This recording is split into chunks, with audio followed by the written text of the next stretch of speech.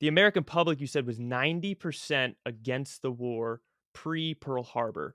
But what was going through Roosevelt's head? Because he had the Lend-Lease Act with Britain and supplying France. So we were sort of involved, but kind of had this non-interventionalist policy. Did Roosevelt want to get involved with the war, but he was just stopped because of American public opinion? Well, it's not that he wanted to get involved in the war. He did want to support the various democratic nations that were involved in the war with Nazi Germany. But that doesn't mean that he wanted to get involved in that war. He knew for sure the American public was thoroughly against our involvement. And if indeed he did risk, one way or another, committing the United States to further involvement, it could very well be that with the elections that were coming up within that period of time, he would have lost that election, the election of 1940, 1941. Yeah, that's interesting. So Pearl Harbor happens, public opinion completely switches up. Nazi Germany declares war on the United States, which is sort of puzzling. There's a couple reasons why I think they would have done this. They couldn't attack merchant shipping supplying Britain and France because they weren't at war with the United States. So I think they might have declared war on the United States to be able to take down those ships supplying Britain. And also, Japan was an ally, so maybe it was an act of solidarity. But is that why did Germany declare war? Is that why? Yes, because it's our supply system that was keeping Britain and other nations that were fighting the Third Reich uh, in the battle. What comes about right after Pearl Harbor is one of the biggest battles of World War II and one of the longest battles, a battle that had to be won, and that is the Battle of the Atlantic. And that truly is a battle that's not overly won in our favor until really the spring of 1944.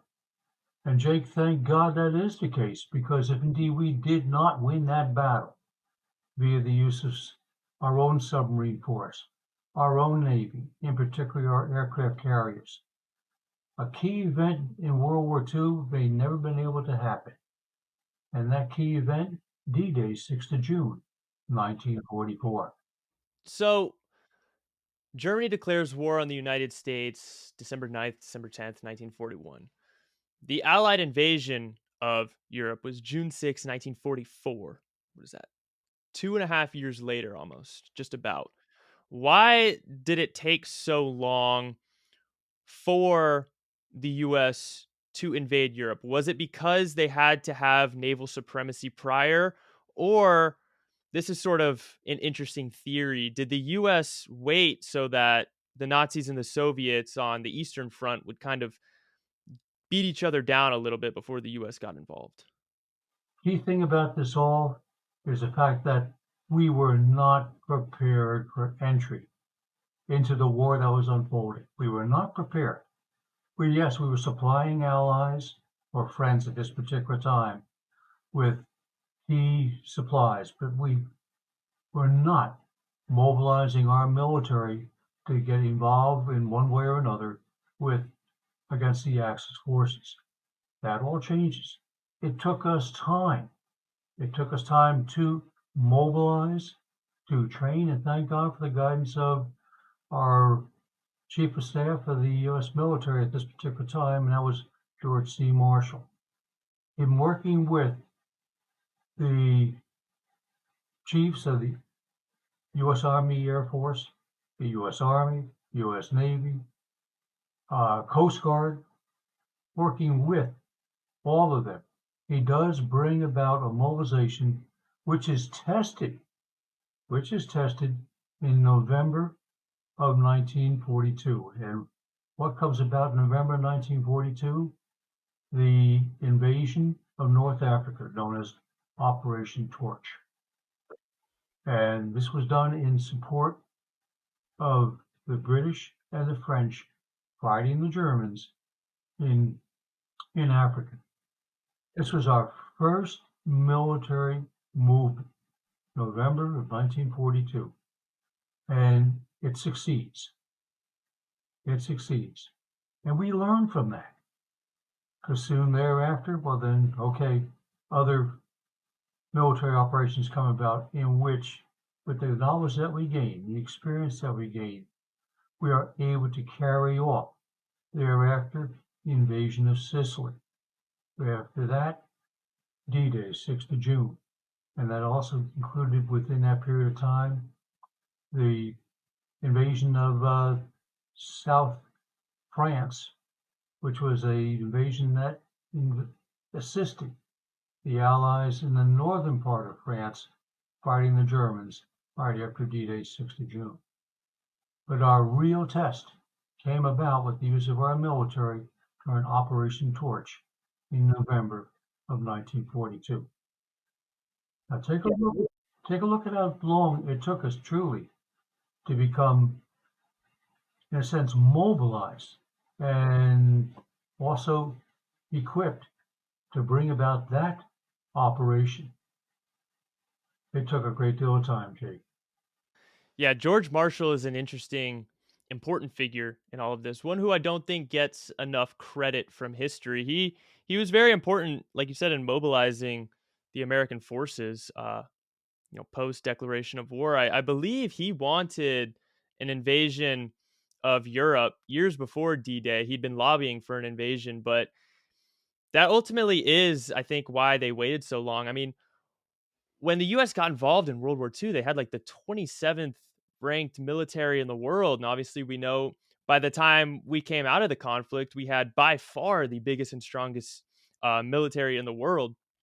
But following Pearl Harbor, the US designated like 70% of its forces, I believe, to the European theater, which is interesting because we were attacked by Japan and only 30% or so of the resources were allocated to that theater. So, why did the US take a Europe first approach to the war despite being attacked by Japan? We knew the approach more or less likely against Nazi Germany and fascist Italy would take place over a land operation. But an operation against Japan would primarily be a naval operation. And Jake, with the status of our Navy at this particular time, after Pearl Harbor, it took us 18 months 18 months to recover. 18 months. We did not go on the offensive in the Pacific until, November 1943.